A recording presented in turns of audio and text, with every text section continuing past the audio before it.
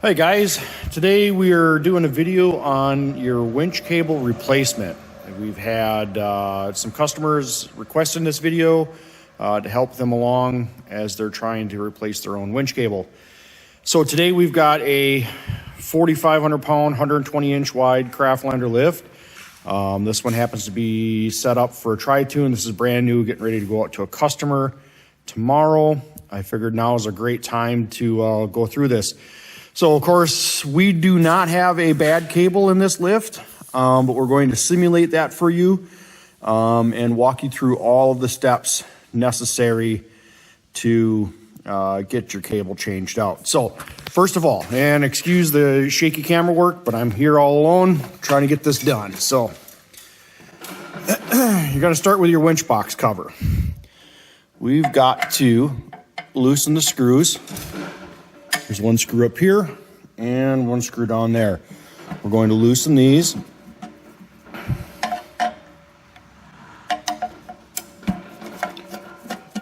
And we're going to take the cover off.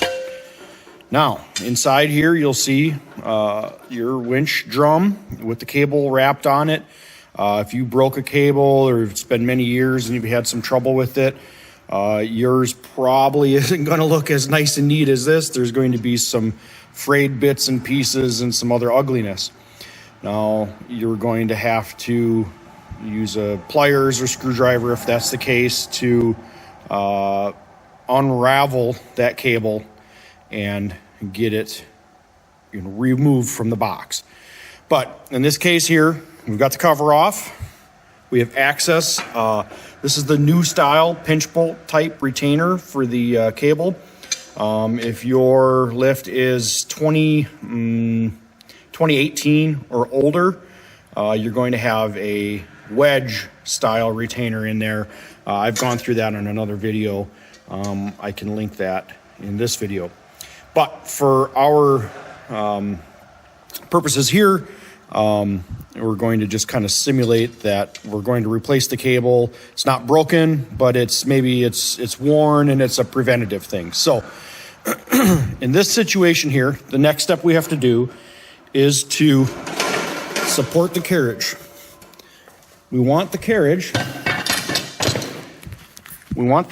supported so that the beam of the carriage, this part, is above the water and preferably above your dock height. We're going to pretend that this is next to the dock.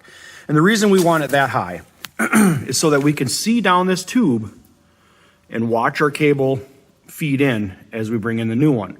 So it's important to try to suspend the carriage up that high. If, like this, you have a cable that's in good shape, one of the easiest ways to do this is to come directly across from the winch.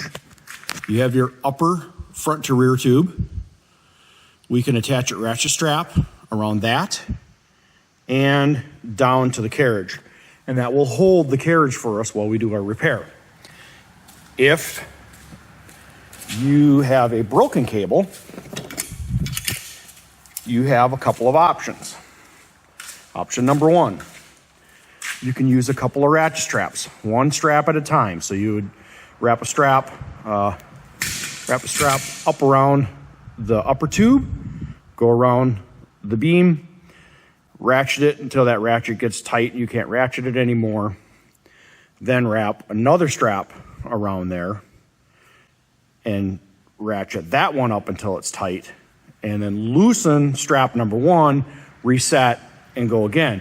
You'll have to do that multiple times to get the carriage to raise up high enough. Or if you're lucky enough to own a come-along or cable puller or whatever they would call it, we call them come-alongs around here, then you've got yourself pretty easy situation to work with. And I'm going to set this up with this come-along just to try to simulate that movement. So give me 1 minute and we'll be right back.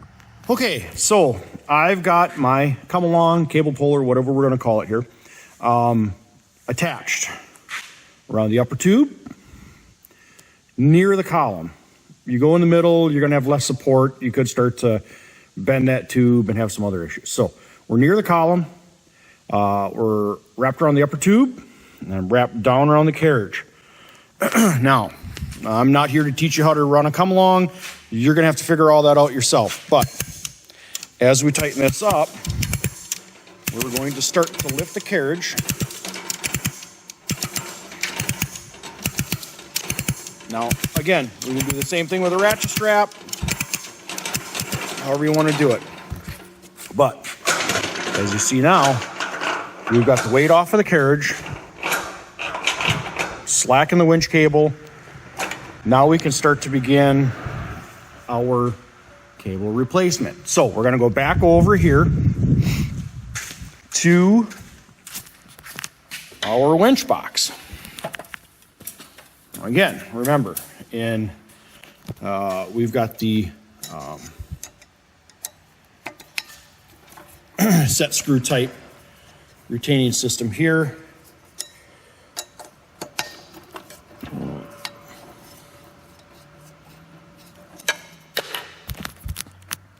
I've loosened them, and now we're going to wind that cable all the way out and remove it. And I'm not going to bore you with that, so I'm going to cut back to that once I have it that far. Okay, we're back, and as you see, we've got most of the cable wound out. We've got a couple of winds on the on the drum yet. We're going to finish working this out.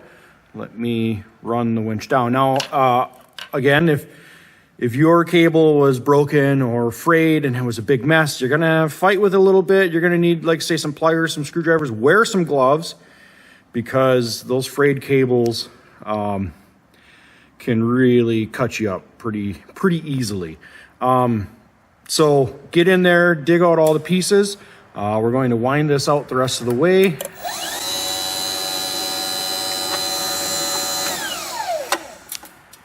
And trying to do this one-handed. So now, there we are. Now, what we want to do is we have to just make sure we're plenty loose here, and we are.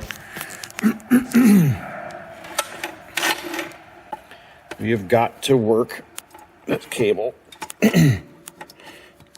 back out of its holder. Sorry, my big old hand's getting in the way here. We're working the cable out. See, it's a good retaining system, because even when everything's loose, it's still a bugger. There we go. Got the cable out of the end there. Now we can pull it out of the winch box, and start working it out of the carriage beam. Just for reference here, here's a cable that was busted. When a cable breaks, usually the end is going to look like this. Now, we can't just feed this end back out through the beam, because it will get caught up on the pulleys and it'll become a real pain in the butt. So, like what we did here, you have to use something to cut the cable so you can start with a cleaner end. You can use a grinder with a cutoff wheel. That would be the preferred method. It makes a nice clean cut. This was cut in the field with a Sawzall and a metal blade, which of course doesn't leave the cleanest of ends on the cable, but it was enough to get this one out. So you got to cut all this nasty stuff off, get it out of the way. You could even use a wire cutter if you had one, and get this cut off, cleaned up, so that we have a reasonable end to work with, preferably something like this. And so then what we're going to do is we're going to unfeed the cable. We're going to bring the old cable down and out. so that we got a straight shot through there now. We're gonna come over to this other side. And we're going to pull some slack through, get a nice loop working. And pull, pull, pull.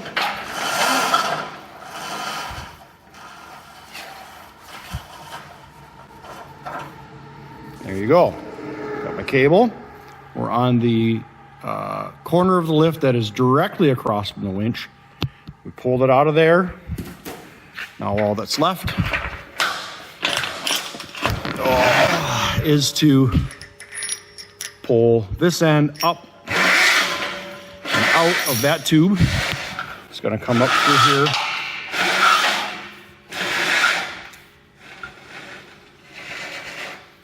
And there you have it. Now, to be quite honest with you, the cable removal, the removal of the old cable, you know, it's every man or every person for themselves. So whatever it takes to get it out. If you start on this end, and if you were to loosen the nut and start to bring it down this way and do some other things, whatever it takes to get it out. These things can be pretty ugly when they get all frayed up. So the one thing you want to check for, now that you got the cable out, check your pulley.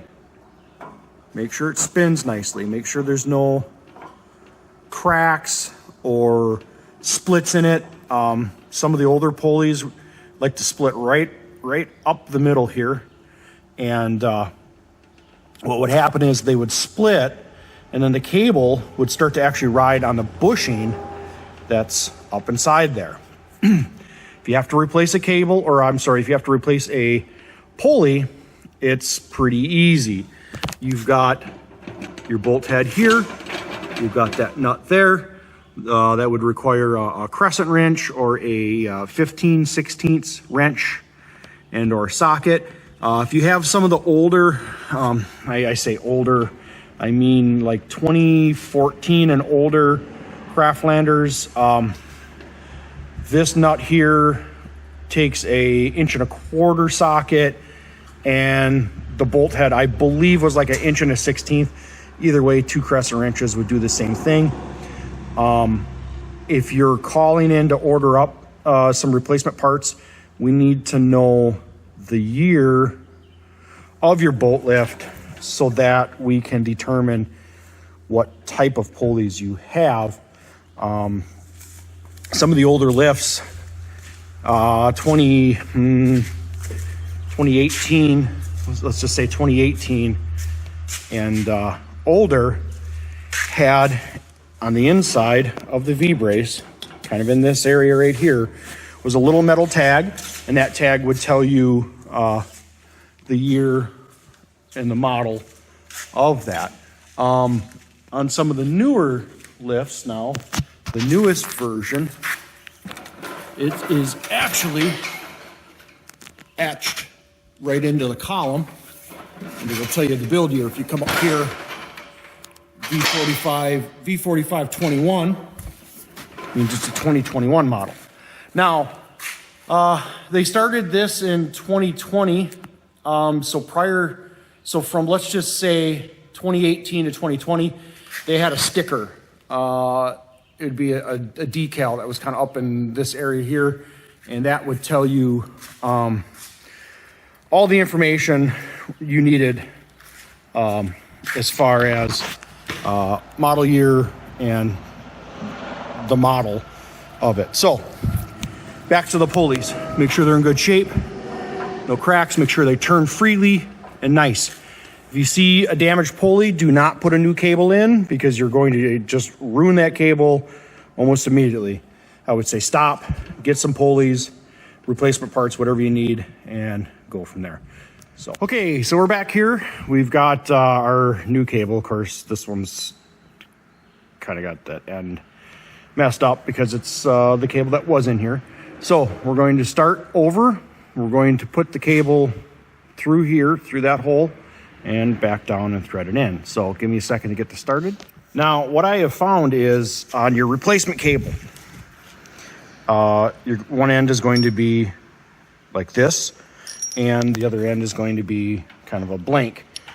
You're going to have a replacement nut and washer that comes with it. I suggest starting the nut and the washer, just tighten it down while it's in your hand. You just need to tighten the nut enough so that the locking part starts to lock. So if there's just, even if there was only 2 or 3 threads showing beyond the nut, would be just fine. And then this end of the cable is prepped, ready to go, because we fed this end over the top through here down into here. Now we're going to pull our slack all the way.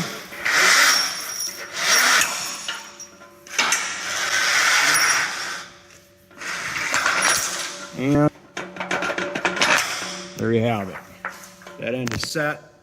It's got the washer on it. It's all ready to go. So now we have to take the end of our cable. We're going to feed it down through that hole and back out. We're going to do this one step at a time so we don't mess this up. So there. Now we've come from there down to here through that hole. Now we're going to get ready to go underneath the pulley. So again, find my cable end. I'm going to feed it under the pulley and push it towards the winch side of the lift. Now you can see down in there, see if I can get this to focus.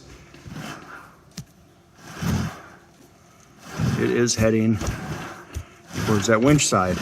Now, if you're by yourself, this is where this can become a interesting project trying to make this all happen.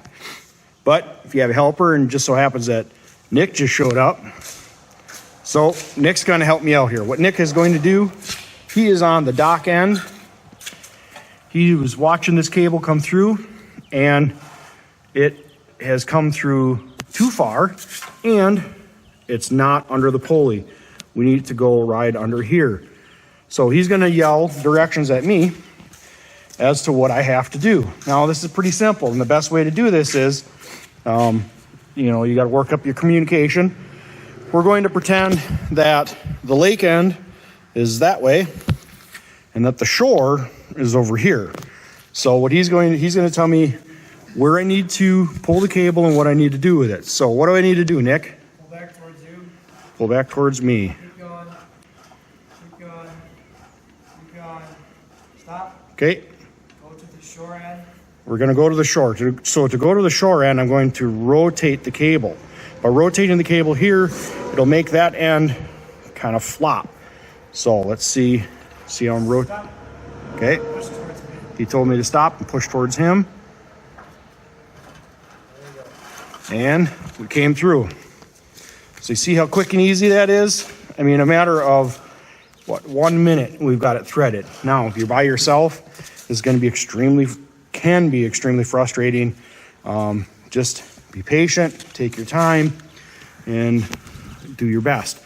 If it's taking longer than you want it to, you can always remove the bolt that holds this pulley in, remove the pulley and the spacers, slide the cable through, and then reinstall the pulley on top of that. That may be easier for you. So here we go. We're going to pull all of the slack this way now. We're going to take the end of our cable. We're going to go up through here. Again, pull all the slack. So now, the cable is under that pulley. It's under the pulley on the other side. It's fed up through this hole in the carriage. Now the last thing to do is feed it up into our winch box. I've got a whole separate video on how to set your winch cable up in the winch box. So I'll just post a link to that, or maybe even post a video right at the end of this one. Any questions you guys have, always feel free to call us here. 715-420-2442. we're more than happy to help you out with parts, advice, whatever we can do to help you get this done. Hope this helped you guys out. Have a good one. Okay, so for those of you who want to know how to rethread the cable on a Craftlander boat lift, this is how it goes. You start with your cable here, it's loose. You're going to bring it in the bottom of the winch box, bring it around the back of the winch drum, and out through the side opening of the side of the winch. It's important to have this housing positioned where it's at right now. If you have it rotated in any other position, it's going to be very difficult to get this job done. With the cable pulled out, a lot of slack pulled out, you're going to double it back in. Make sure the tip of the cable goes back in here inside that housing. We're going to pull the cable, not all the way, just most of the way. Leave a little loop. We're going to grab our wedge with one finger, with one hand. We're going to push it in there, hold it. I'm holding side pressure on this cable right now. And I'm going to pull the cable to tighten it up.